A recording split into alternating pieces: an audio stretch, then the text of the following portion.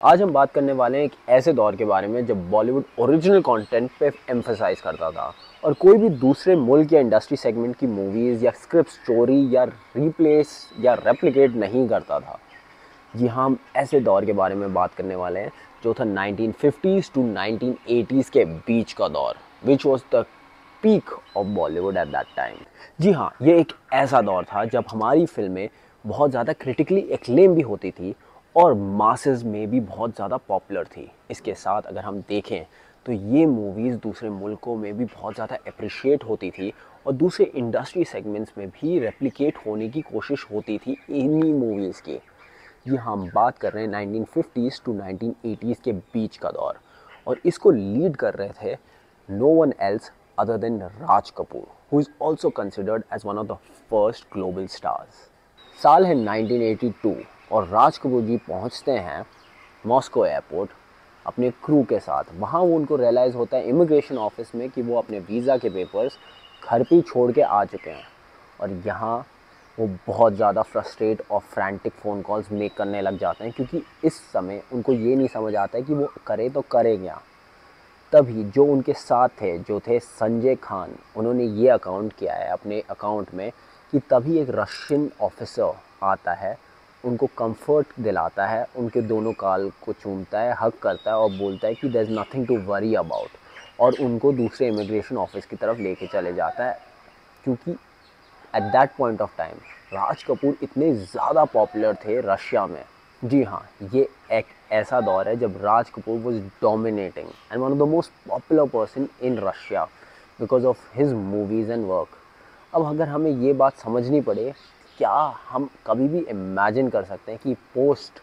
Stalin के दौर में, पोस्ट स्टालिन के रशिया में कभी भी किसी भी इंसान को इतनी कंफर्ट या इतनी ज़्यादा रिस्पेक्ट सराही जा सकती थी? इस छोटे से इंस्टेंस से हमें ये पता चलता है कि बॉलीवुड की पॉपुलैरिटी कितनी ज़्यादा हो चुकी थी till the 1980s and along with that इसके साथ हमें ये भी पता चलता है द टाइप ऑफ कंटेंट जो बॉलीवुड प्रोड्यूस कर रहा था वो आम जनता में भी कितना ज़्यादा अप्रिशिएट किया जा रहा था। और अगर हमें जानना पड़े कि कौन से ऐसे मुल्क थे जहां राज कपूर सर की मूवीज़ को सराहाया जा रहा था और इवन उनकी अडेप्टेशन बनाई जा रही थी, वो सारे थे exactly USSR, Turkey, Israel, Greece, China और इसके साथ बहुत सारे लैटिन अमेरिकन, यूरोपियन और अफ्रीकन मुल्क बहुत ज़्यादा इंस्पायर हो रहे थे राज कपूर सर के वर्क से। इस बात का हमें रेफरेंस मिल सकता है ग्रीस और टर्की में। ग्रीस में, एथेंस में ये मूवी बहुत ज़्यादा सराही तो जा ही रही थी उनके नोबल्स और एलिट्स के द्वारा, बट उनके छोटे छोटे गाँव में, ग्रीस के गाँव में बहुत ज़्यादा लोगों को ये मूवी बहुत ज़्यादा पसंद आ रही थी और ये ओपन एयर थिएटर्स में भी शोकेस हो रही थी जहाँ बहुत ज़्यादा तादाद में लोग जाके देख रहे थे। और अगर हम स्पेसिफिकली टर्की की बात करें तो उनके आने वाले समय तक हमें उनका पूरा रेफरेंस मिल सकता है in terms of how much they were inspired by Awara movie by Raj Kapoor sir. यहाँ हमें ये भी पता चलता है कि कहाँ उनके एमर्जिंग सिनेमा में, लिटरेचर, म्यूज़िक और पोम्स में भी आवारा मूवी का वर्णन या जिक्र किया गया है या कहीं ना कहीं वो प्रभावित हुए हैं उस मूवी से।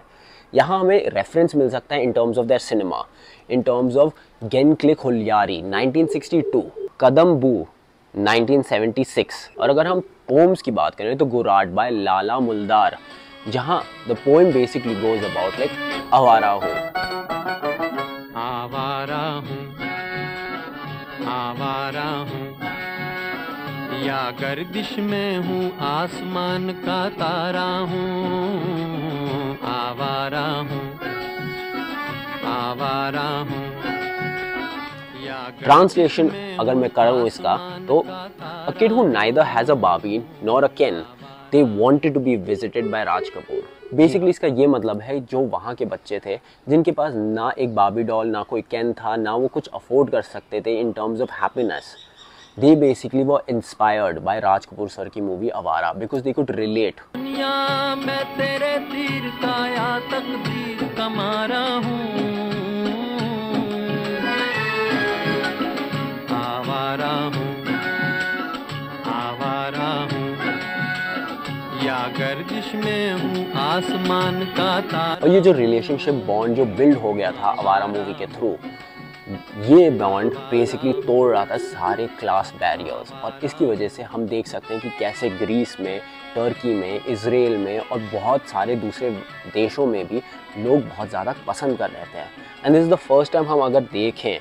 तो ना ही elite but even common man को भी ये मूवी बहुत ज़्यादा पसंद आ रही थी। इससे हमें ये पता चलता है कि कैसे राज कपूर सर कितने ज़्यादा मंजे हुए कलाकार थे और हमारे देश में और दूसरे विदेशों में भी उनको कितनी ज़्यादा रिस्पेक्ट दी जाती थी और उनका इतना ज़्यादा strong contribution in order to strengthen India soft power.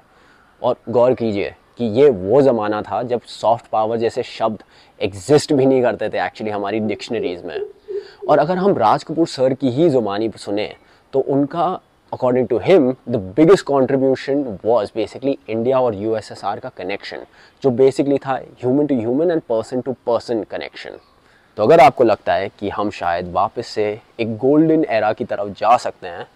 Please do mention down below. And in case अगर आपको लगता है कि नहीं ये पॉसिबल नहीं है and we are definitely doomed because शायद हमारे पास उस लेवल के उस दर्जे के राइटर्स की कमी है आज की डेट में या कुछ और आपको लगता है, तो do again comment down below.